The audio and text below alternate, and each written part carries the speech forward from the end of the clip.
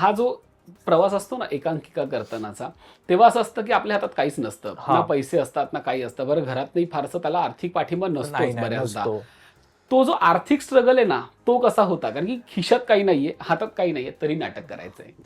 हा हे हे खूप भारी दिवस होते आणि रडवणारे पण दिवस होते, टेन्शन देणारे दिवस होते, टू बी व्हेरी ऑनेस्ट. म्हणजे आणि मॅजिकल दिवस होते.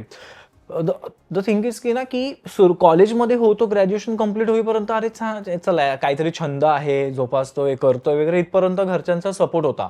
पण ग्रॅज्युएशन नंतर ना की जेव्हा की अरे हेच करायचंय आता आता ह्याच्यामध्ये जे काय होईल, जे काय करायचंय ते ह्यामध्येच करायचंय.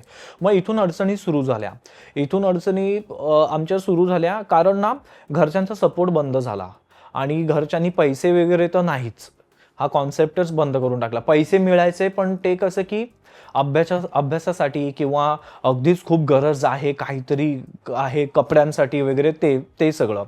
पण नंतर काय होतं माहिती का, जेव्हा तुम्ही वयात येता ना, ते की आता बाबा तुझं तू कमवायचंय, तू जॉबला लागायचंय, तुझे पैसे तू कमव, तुझा खर्च तू सोडव, तेव्हाही आम्ही एकांकिका करत होतो. आणि ना तेव्हा टू बी व्हेरी ऑनेस्ट ना खिशात खरंच काही नसायचंय. म्हणजे आम्ही 8-8 तास तालीम करायचो एकेका वडापाववरती.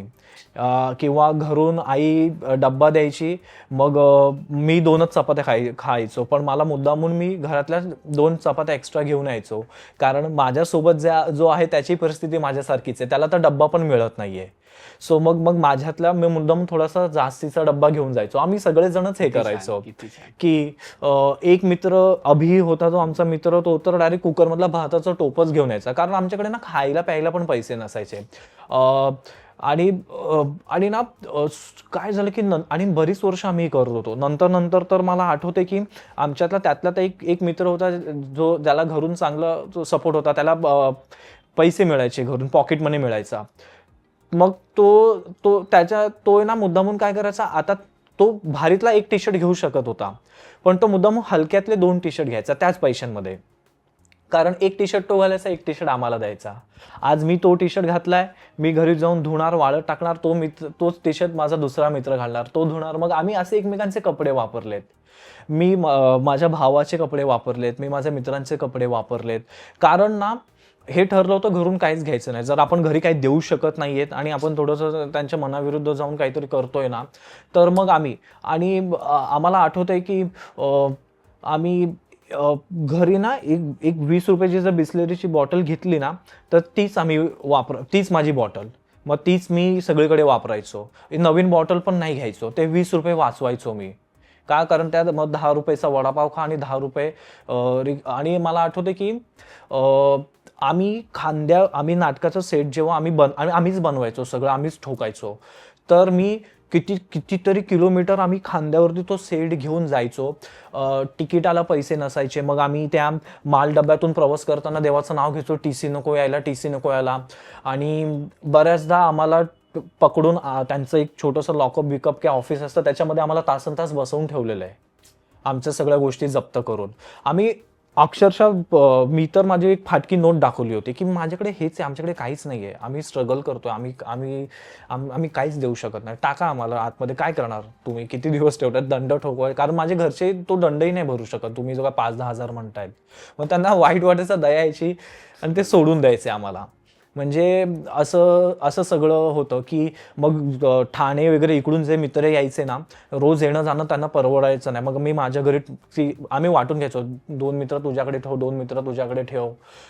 सो असे ते आमचे दिवस होते की मग मग कोणीतरी एक मित्र असायचा ज्याच्याकडे थोडे पैसे असायचे. मग तो सगळ्यांसाठी केळी घेऊन यायचा, एक वडापाव घेऊन यायचा आणि त्याच्यावरती मग आम्ही हे करायचो. आणि जिथे तालीम करायचो, मग तो बिस्लरीचा जो मोठा कॅन असतो तो घ्यायला पैसे नाही. मग एक मित्र कळशीमध्ये पाणी घेऊन यायचा. मग आम्ही ते ओतून ते पाणी पिणार. आम्ही दिवसभर ते पाणी जपून वापरणार की अरे आता आज एवढंच पाणी आहे, ह्याच्या पुढे पाणी नाही मिळणार आहे. मग असं म्हणजे एवढी ती मारामार वगैरे असायची आमची प्रत्येक गोष्टीसाठी. पण ही जी आपण म्हणू ना, ही परिस्थिती किंवा आर्थिक परिस्थितीची चणचण आपण ज्याला म्हणतो, ही जशी तुला कामामध्ये भासली की एकांकिका करताना या गोष्टी नाही मिळाल्या, तसं ते घरात पण होतं काही परिस्थिती? हो, माझ्या घरी ना एक म्हणजे ना एक खूप चांगला काळपण आम्ही बघितला होता. जेव्हा दिवाळीमध्ये आचारी येऊन सगळं फराळ बनवायचा, हा एक मी काळ बघितला होता. आणि आणि मग आजी वारली, आजोबा वारले, वडिलांची तब्येत बरी नसायची, सिलेंडर संपलाय, सिलेंडर बुक केलाय पण तो आला नाहीये, शेजाऱ्यांकडे पण नाहीये, काहीच नाहीये, रॉकेलसाठी पण हे नाहीये. मग मला आठवतंय, मी माझ्या बहिणींनी आम्ही सगळ्यांनी तो अख्खा एक दिवस, आज कुठला तरी देवाचा उपास समजून अख्खा दिवस आम्ही पूर्ण फक्त पाण्यावर होतो, कारण काहीच नव्हतं आमच्याकडे. असे दिवस पण आम्ही बघितलेले आहेत. ट्यूबलाईटला पैसे नाही तर बल्बवर राहिलोय. सो घराला रंगकाम करायला पैसे नाही आहेत वगैरे, असे दिवस. तेव्हा असं झालं की नाही, थोडं थांबूयात, हे जे आपलं छंद आहे बाजूला ठेवून आणि घरासाठी आता काहीतरी करूयात. मग तिथून पार्ट टाइम जॉब करू लागलो.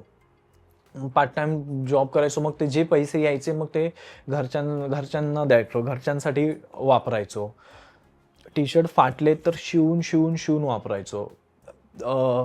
आणि ते पण टेलरला द्यायला पैसे नसायचे, त्याला 5 रुपये 10 रुपये कोण देणार. मग कोणातरी ओळखीच्या काकू असायच्या, त्या पटकन शिवून द्यायच्या. त्या बोलायच्या की अरे आता ह्याचं फडकं होईल, याचं घे काहीतरी नवीन वगैरे.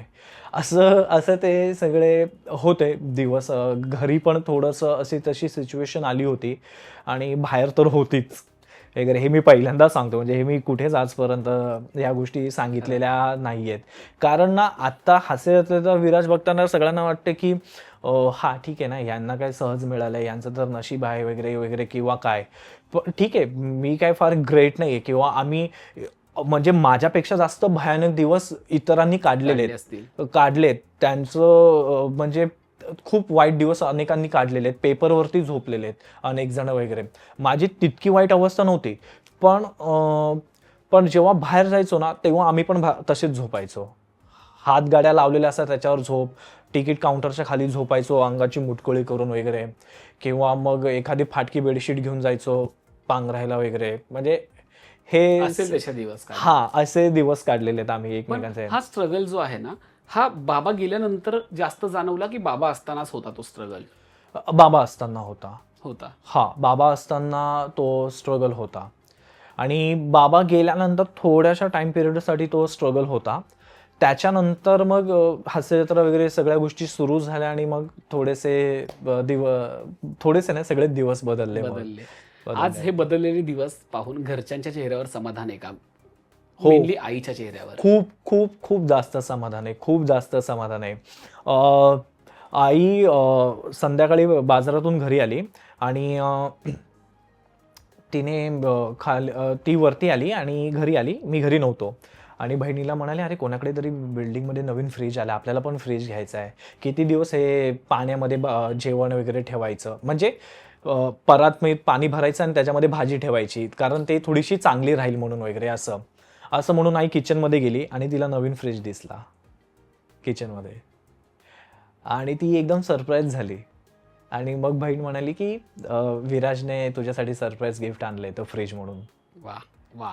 आणि मग तिने सगळं दूध नासायचं वगैरे ते सगळं जेवण मग तिने ते फ्रीजमध्ये ठेवलं आणि तिच्या डोळ्यात पाणी होतं. असं मी प्रत्येक गोष्टच म्हणजे तिला हे केली आहे. TV, आमचा बॉक्स TV होता, जो फिलिप्सचा जो खराब झाला होता. मग ती एक दिवशी घरी आली, तिला नवीन TV दिसला, वॉशिंग मशीन दिसली. असं सगळं म्हणजे एक पायरीवर एक गोष्ट. कारण जेव्हा पैसे कमवू लागलो ना, तेव्हा पण माझ्याकडे अनेक गोष्टींचे प्रॉब्लेम्स होते, कपड्यांपासून सगळे, सिरियसली. पण तेव्हा पण मी स्वतःचा विचार नाही केला. आधी आईचा विचार केला, घरच्यांचा विचार केला, आणि त्या पॉईंट ऑफ व्ह्यूने सगळ्या गोष्टी करायला सुरुवात केली.